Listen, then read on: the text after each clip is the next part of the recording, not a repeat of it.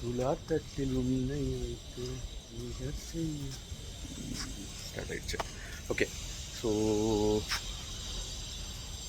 S, கடைசியாக ஒரு challenge வீடியோலாம் ட்ரை பண்ணி பார்த்தோம். 1500 சம்பாதிக்க போகிறேன் அப்படின்றதையும் சொல்லியிருந்தேன். அதெல்லாம் பெரிய விஷயமா இல்லையா? இல்லை தான். ஓகே, 1 மணிக்கு லாகின் பண்ணேன், நைட்டுக்குள்ளே முடிஞ்சாலும் ஒரு 1500 earn பண்ணலாம் அப்படின்றது. பட் ஆனால் அது நான் பண்ண முடியலை. அன்றைக்கி என்னோடய ஏர்னிங்ஸ் வந்து மொத்தமாகவே எல்லாமே சேர்த்து 960 தான். அதுக்கப்புறம் ஓட்ட முடியல, போயிட்டு படுத்துட்டேன். ஓகேங்களா? ஸோ ஏன்னா தூக்கம் வர ஆரம்பிச்சிச்சு, உடம்போட டயர்டு. அதுக்கு மேலே என்னால் கண்டினியூ பண்ண முடியுன்ற ஒரு நம்பிக்கை இல்லை. சரி, ரெஸ்ட் எடுத்து தூங்கினா நாளைக்காவது ஒழுங்காக ஓட்டலாமே அப்படிங்கிறதுனால போய் படுத்துட்டேன். ஸோ ஃபெயிலியர்ன்றதை பற்றி நம்ம யோசித்தோம்னா ஆரம்பத்துலேருந்தே நம்ம ஃபெயிலியர் தான். அதனால தான் இப்போ வீடியோ போட்டுட்ருக்கோம். இல்லாட்டி எப்போவோ எதோ பண்ணிட்டு போயிருந்துருக்கலாம். ஸோ அதை பற்றி இப்போ நம்ம யோசிக்க வேண்டாம். ஸோ இதிலேருந்து நம்ம கற்றுக்க வேண்டிய பாடம் என்ன அப்படின்னா, பாடத்தை பற்றி பேச வரேங்க. ஸோ 1500 டார்கெட் பண்ணி நம்ம வந்து அந்த 1000 ரூபாயோட ஒதுங்கினது வந்து ஒரு விதத்தில் நல்லது தான். ஏன்னா அடுத்த நாள் வந்து நம்மளால் ஒரு 1700 சம்பாதிக்க முடிஞ்சுது. ஸோ இதை இப்படி தான் நம்ம வந்து அட்ஜஸ்ட் பண்ணணும். ஸோ இதுக்கு வந்து என்ன அப்படின்னா, consistency is the key. Already இதை நீங்கள் நிறைய இடத்துல கேட்டிருப்பீங்க. ஸோ அதை ஏன் முக்கியமான விஷயம்னு சொல்ல வரேன்னா, இப்போ அதே சம்மந்தமாக இப்போ நான் உங்களுக்கெல்லாம் ஒரு கதை சொல்ல போகிறேன். சரியா?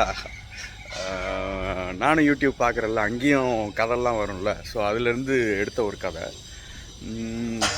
எனக்கு கதைன்னா பிடிக்குமா உனக்கு? சரி, ரைட், சொல்கிறேன் கேளு. என்ன கதைன்னா, ஒரு ராஜா வந்து ஒரு சின்ன பையனை கூப்பிட்டு தினம் வந்து தங்க காசையும் அது என்னது வெள்ளி காசையும் காமிச்சு, எங்கன்னு இதில் வந்து எந்த காசு வந்து மதிப்பதிகம், எந்த காசு வேணுமோ உனக்கு நீ அதை எடுத்துக்கோ அப்படின்னு சொல்லி ஆரம்பிச்சிருக்காரு. அந்த வாண்டு என்ன பண்ணியிருக்கான்னா, அவனுமும் போயிட்டு டெய்லி வெள்ளி காசையாக எடுத்துகிட்டு வந்துட்டான். அதுக்கப்புறமேட்டு அந்த வாண்டையும் பார்த்து அவங்க அப்பாவை கூப்பிட்டு, அதுக்கப்புறம் அந்த வாண்டி வீட்டில் இருக்கும்போது அவங்க டேடை கூப்பிட்டு, என்னடா என்ன காசு இது அப்படின்னு சொல்லி என்ன பண்ணிகிட்ருக்க, அவர் தான் கூப்பிட்டு டெய்லி கேட்குறாரு. ஒரு ராஜான்னு கூட மட்டு மரியாதை இல்லாமல் அந்த ஆளை பிடிச்சி, யோ தங்க காசு இது வெள்ளி காசு தான் ரேட் அதிகம்னு கூப்பிட்டு எடுத்து நீ பாட்டுக்கு வந்துக்கிட்டே இருக்க அப்படின்னு சொல்லி சொல்கிறாரு. ஸோ வெள்ளி காசு ரேட் அதிகம் அப்படின்னு ஏன்டா சொல்கிற, தங்கம் தான் ரேட் அதிகம்னு உனக்கு தெரியுமா தெரியாதான்னு கேட்டால், தங்கம் தான் வந்து தங்கத்தோட மதிப்பு தான் ஜாஸ்தின்னு எனக்கும் தெரியும். ஆனால் இப்போ விஷயம் என்னென்னா, தங்கம் அதிகமாக வெள்ளி அதிகமானது இல்லை. நான் அவர்கிட்ட போய் எனக்கு தங்கம் தான் வேல்யூ அதிகன்றதை நான் சொன்னேன்னா, என்னை கூப்பிட்டு டெய்லி வந்து இந்த கேள்வி கேட்குறத விட்டுருவார். இங்கே வா என் கூட அப்படின்னு சொல்லிட்டு ரூமுக்குள்ளார கூப்பிட்டு போய் அந்த பாக்ஸை வந்து ஓப்பன் பண்ணி காமிச்சான். அவன் டெய்லி வந்து எத்தனை காயின் வந்து இது வரைக்கும் ஓப்பன் பண்ணி வச்சுருக்கான் அப்படின்றத காமிக்கும்போது உள்ளே நிறையா காயின்ஸ் இருந்தது. எல்லாமே சில்வர் காயின்ஸ். அந்த ஒரே ஒரு கோல்ட் காயினை விட வந்து இந்த சில்வர் காயினோ இவன் சேர்த்து வச்சுருந்த சில்வர் காயின்ஸோட வேல்யூ எல்லாமே அதிகம். ஸோ இதுதான் அந்த கன்சிஸ்டன்சியோட அவுட்புட்.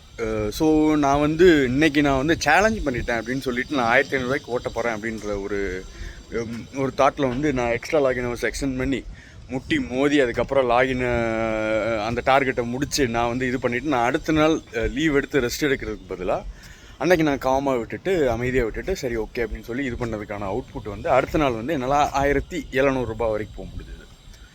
ஸோ இவ்வளோ தான். ஸோ சிம்பிளாக வந்து ஸ்விக்கி ஓட்டி ஏர்ன் பண்ணிடலாம் அப்படின்றதும் முன்னாடி மாதிரிலாம் எதுவுமே இப்போ கிடையாது. ஸோ ஏர்னிங்ஸ் அது இது எல்லாமே பயங்கர திண்டாட்டம் தான். ஸோ இதை வந்து நம்ம எப்படி எடுத்துகிட்டு போகிறோம் என்ன ஏதுன்றதுக்கெல்லாம் தெரிஞ்சுக்கிறதுக்கு just consistently stay in touch. அந்த இது வந்து என்னதான் இருந்தாலும் இந்த ஃபோனோட இதை பற்றி நான் சொல்லி தான் ஆகணும். ஸ்டெபிலிட்டி அந்த மாதிரி இருக்குது. நான் எவ்வளோ தான் டேர்ன் பண்ணாலும் என்னை வந்து இந்த ஃபோன் வந்து அவ்வளோ கிளியராக பயங்கரமாக ஸ்டேபிள் பண்ணி காட்டுது. So love you for this. இந்த மாதிரி ஏதாவது பண்ணணும் அப்படின்றத வந்து